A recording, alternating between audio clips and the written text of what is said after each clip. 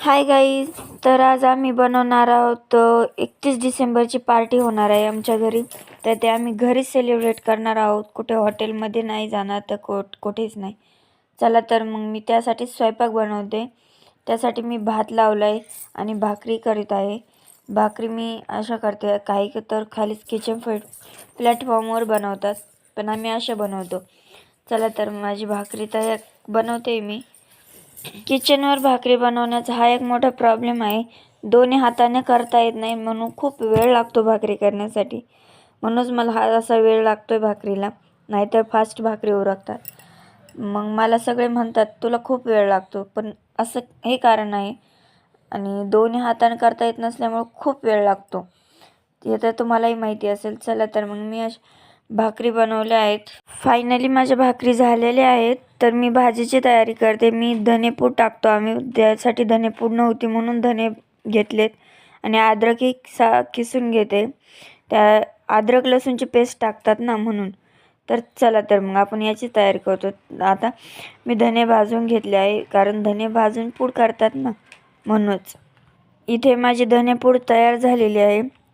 आता नंतर मी अद्रक लसूणची पेस्ट बनवणार आहे. त्यासाठी लसूण घेतलेला आहे आणि अद्रकही टाकलेलं आहे. चला तर आपण मिक्सरला ग्राइंड करून घेऊ. तर माझे ग्राइंड करून झालेलं आहे. चला तर मग आपण पाहू. चला तर मग आता सर्व तयारी तर झाली आहे. आता आपण चिकन साफ करून घेऊ. ते चिकन मी 2 पाण्याने धुवून घेतलं आहे. आता यामध्ये मी धनेपूड टाकणार आहे आणि त्यानंतर अद्रक लसूण पेस्ट, नंतर हळद, मीठ हे सगळं टाकून त्याला ग्राइंड करून घेणार आहे. मेल्ट करण्यासाठी ठेवणार आहे. तर मग ते होईपर्यंत आपण आपली घरची पेस्ट आणि दुकानची पेस्ट यामध्ये खूप फरक असतो. घरी पेस्ट तयार केल्यानंतर टेस्ट खूप छान येते आणि सूपही इतकं छान लागतं. त्यामुळं आम्ही आधीच टाकतो हे. चला तर मग मी असे मिक्सर साफ करून काढत आहे. त्याला खूप वेळ लागतो. आणि चला तर मग असं तयारी तर चालूच आहे. चिकन आता कसं बनतं ते आपण पाहू. मी इथे अद्रक लसूण पेस्ट आणि धनेपूड टाकून याला मेल्ट करून घेत आहे. आता हळद आणि मीठ टाकणार आहे, तेही ग्राइंड करून घेणार आहे आणि मेल्ट होण्यासाठी ठेवणार आहे. तोपर्यंत मी बाकीची तयारी करते. तर पहा, असं मीठ वगैरे म्हणजे जरा पांगून टाकलं होतं. लवकर ग्राइंड करता येतं आपल्याला आणि मेल्ट पण लवकर होतं. तेच मिठाला पाणी सुटतं ना, त्याने टेस्ट खूप छान येते थोडंसं मेल्ट झाल्यानंतर. चला तर मग ही अशी मेल्ट करून घेत आहे हातानेच. आणि मी झाकून वगैरे कुठे ठेवणार नाही आहे, असंच उघडं ठेवणार आहे. चला तर मग असं मेल्ट करून घेतलं आहे. चला पुढची तयारी करत आहे. कांदा भाजण्यासाठी ठेवला आहे आणि म्हणजे सुपामध्ये पण आम्ही कांदा टाकतो, तर त्यासाठी कांदाही चिरून घेतला आहे मी. चला तर मग असं खूप छोटे पीस करायचे आहेत. ते छोटे पीस तर करावंच लागतात ना, तर मग ते सूपमध्ये चांगली लागत नाही.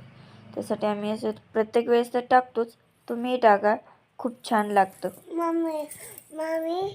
कांदा कापायला तर वेळ लागतोच ना. हा, फास्टमध्ये घेतल्यावर तर वेळ दिसून येत नाही, पण प्रत्यक्षात आपल्याला तेवढा वेळ लागतोच. चला तर मग हा कांदा मी कापून घेतला आहे आणि तोही त्या पातेल्यामध्ये भगोण्यामध्ये जे काय आहे त्यात टाकला आणि त्यात तेल टाकून कांदा परतून घेतला आहे.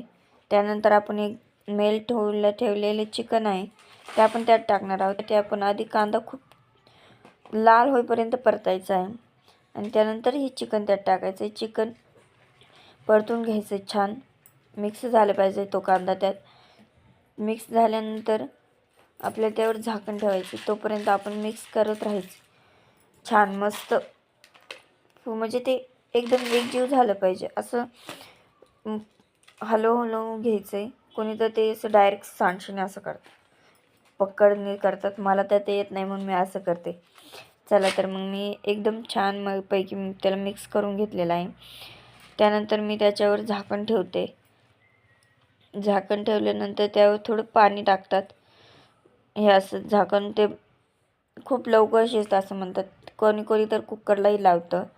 कुकरला पण त्याची चव एकदम अशी व्यवस्थित येत नाही. यात खूप छान टेस्ट आहे. एकदा करून पहा तुम्ही. एकदा करून पहा, खूप छान टेस्ट येते. आणि असं पाणी ठेवायचं होते, नाहीतर ते खाली डागून जाईल. पाणी ठेवायचं म्हणजे ठेवायचं आणि हळूहळू ते पाणी त्यात आत ओतत राहायचं. ते गरम होतं आपोआप. आणि त्यानंतर मी आता भाजीची रश्श्याची तयारी करत आहे. चला तर मग अर्जेचा रस्सा मी कसं करते ते तुम्हाला सांगते. तर मी त्यासाठी फुटाणे घेणार होते, पण मला फुटाणे काही सापडत नव्हते. 2 डबे पाहिले, त्यात भेटले नाही. आणि त्यानंतर मी भेटले ते भाजून घेतले. ते शूट करता नाही आलं. बारीक केलं आहे. आणि मी काय बारीक केलं ते सांगते. खोबरं, लसूण, अद्रक, कढीपत्ता, कोथिंबीर फोडणीसाठी केलं होतं. आणि त्यानंतर फुटाणे आणि कांदा एकत्र बारीक केला. हिंदवीच्या पप्पांचं तर मधीच वेगळंच काहीतरी होतं. त्यांना भूक लागली होती, ते पाहायला येत होते सारखे. आणि मी फुटाणे आणि कांदा त्यातमध्ये थोडंसं पाणीही घालते, कारण की ते एकदम मस्त एकजीव ग्राइंड होतं. खूप मस्त होतं. चला तर मग मी असं केलेलं होतं. आणि मी एकदा चेक केलं तर ते पूर्ण तयार झालेलं होतं आपलं चिकन करण्यासाठी. तर मी हेच एकजीव करून थोडंसं म्हणजे खालचं वरचं खाली करून घेत होते.